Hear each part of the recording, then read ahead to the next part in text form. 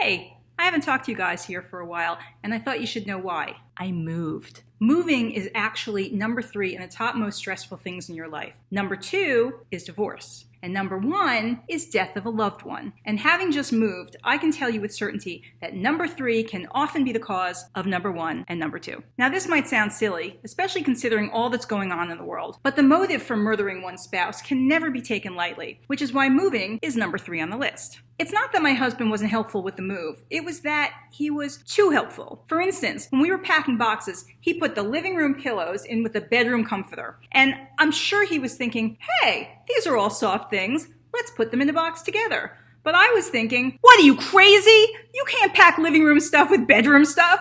Am I right? The key is not to make it easy to pack. The key is to make it easy to unpack. You want all your boxes to be packed for its own room. So if he put the kitchen stuff in with the bathroom stuff, it would mean I would have to run back and forth from the kitchen to the bathroom to unpack the box. Horrible, right? Who would do such a thing? A husband. Now, it's not like I'm an expert in these things. I'm a professional writer, not a professional packer. But I do know that if I packed his deodorant in with the olive oil and he wouldn't be able to find it, he would freak out, dogs and cats would start sleeping together, there would be mass hysteria, and we'd end up having to call the Ghostbusters to find all the missing socks that got lost in the dryer.